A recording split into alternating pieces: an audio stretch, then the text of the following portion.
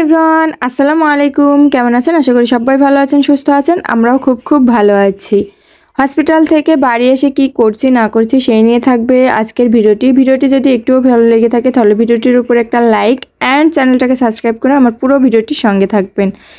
আশা করি সবার ভালো লাগবে। আপনারা অনেকেই জানেন আমরা গত 3 দিন যাবৎ হসপিটালে ছিলাম, নাটোর হসপিটালে। সেখান থেকে আজকে রিলিজ দিয়ে দিয়েছে।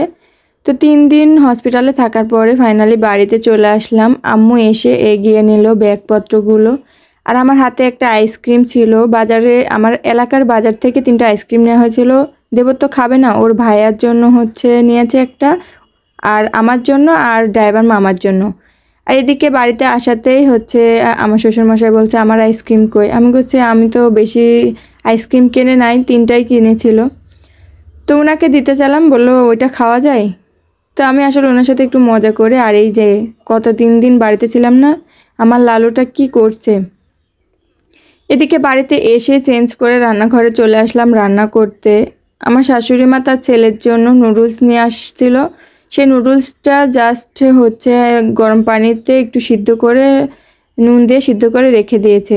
যেহেতু ঝালও খেতে পারবে না, কোনো কিছু খেতে পারবে না, তো নরম করে সুন্দর করে রান্না করে রাখছে। তো ওর জন্য তো রান্না করেইছে। বাড়িতে এসে দেখি যে শাশুড়ি মা আমাদের জন্য রুটি রান্না করে রাখছে, মানে রুটি আর মুরগির গোশ। তো সকালবেলা মুরগির গোশই আর রুটি বানিয়েছিল, মনে করেছিল যে আমরা আসার পরে ভাতটা প্রেশার কুকারে গ্যাসে তুলে দিবে। তো আসার পরে নুডলস দেখে ওর ভাইয়া বলল যে আমাদের জন্য রান্না করো। তো তাড়াতাড়ি করে চলে আসলাম রান্নাঘরে। তো তাড়াহুড়োর মধ্যে আমি যেরকম সাধারণভাবে রান্না করা হয় সেভাবেই রান্না করছি, তেমনভাবে কিন্তু রান্না করছি না। অনেকে এসে এখানে হয়তো ভুল ধরতে পারে।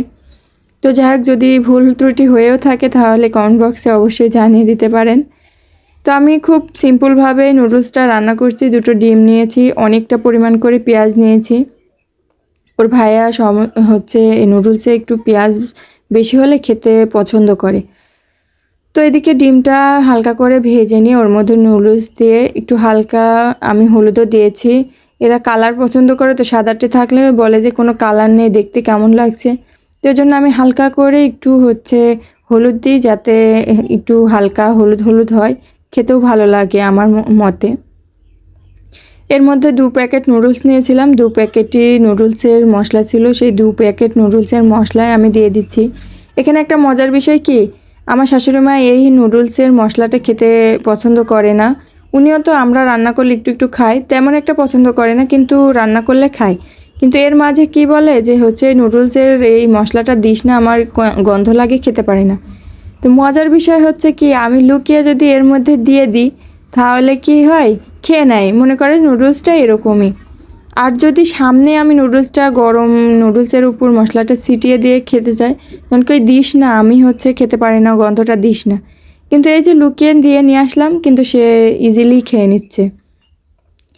তো ঘরে 2 রকমের নুডলসে আমি নিয়ে আসছি। শাশুড়ি মা যেরকম নরম করে রান্না করছে সেটাও নিয়ে আসছে। আমি যেটা হালকা মরিচি দিয়েছি, যে যদি ওটা না খেতে পারে তাহলে আমার যেটা বানানো সেটা যাতে খেতে পারে।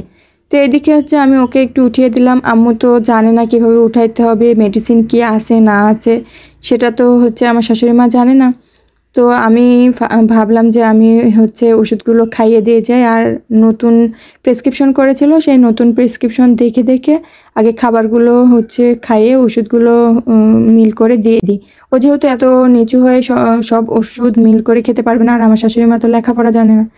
তো সেটা এখন আমার বাড়িতেও হসপিটালে যে দায়িত্ব পালন করেছি, এখানেও আমাকেই দায়িত্ব পালন করতে হবে। ওর বোন থাকলে হয়তো ওই করে দিতে পারতো, কিন্তু আমার এরা 2 ভাই আর 1 বোন। তো আমার ননদও একটাই, দেবরও একটাই, আর বাড়িতে তেমন কেউ নেই। তো ওকে খাইয়ে মেডিসিন খাইয়ে দিয়ে দিলাম। এদিকে আম্মু নুডলস খাচ্ছিলাম। একটু খেতে দেখি যে এদিকে চলে আসছে এক বারুন বিক্রেতা। উনি বারুনও বিক্রি করে, আবার বাড়ি থেকে আসলে চাউলও উঠায়, যেটাকে বলে সাহায্য হিসেবে। তো উনি কোরবানির ঈদে এসে কোরবানির ঈদের আগের দিন এসে মানে কোরবানির গোশত চেয়ে গিয়েছিল। তো ওনার জন্য আসলে কোরবানির ঈদের গোশত রাখা হয়েছিল ফ্রিজে। গত 2 মাস হলো উনি আসেনি। তখন আমার শাশুড়ি মা কি করেছে, তো মনে করেছে আসবে না, ফ্রিজে এভাবে রেখে দিচ্ছি, আসবে কি আসবে না, কি হয়েছে কি না হয়েছে, তো ওটা তো আমরা খেতে পারবো না, অন্য একজনকে দিয়ে দিয়েছে। হঠাৎ করে এখানে চলে আসছে। তো এখন আমার শাশুড়ি মাকে জিজ্ঞাসা করছে, বলছে তো আমি অন্য একজনকে দিয়ে দিয়েছি। তো ওনাকে বলা হয়েছিল কি করব, আর কোনো কিছু করার নেই। আমার শ্বশুরমশাই বললো বাড়িতে কি কোনো গোশ নেই, যে হ্যাঁ আছে, কুরবানির গোশই ছিল। তো সেখান থেকে আমি হাতুড়িতে ভেঙে ভেঙে ভেঙে ভেঙে যতটুকু পেরেছি ওখান থেকে কিছুটা গোশ ওনাকে দিয়ে দিলাম, একটা দায়মুক্ত হলাম। তো কুরবানির ঈদের দায়মুক্ততা এখন করে নিলাম। তো উনি খুব খুশি, আমাকে দোয়াও করলো। তো যাই হোক, একটা দায়মুক্ত করতে পেরে খুবই হালকা লাগছিল, যেহেতু অন্যজনকে দিয়ে দেওয়া হয়েছিল। তো আজকের মতো ভিডিওটা এ পর্যন্ত। সবার ভিডিওটা যদি একটু ভালো লেগে থাকে তাহলে ভিডিওটার উপর একটা লাইক অ্যান্ড চ্যানেলটাকে সাবস্ক্রাইব করে আমাদের সঙ্গে থাকবেন। আল্লাহ হাফেজ।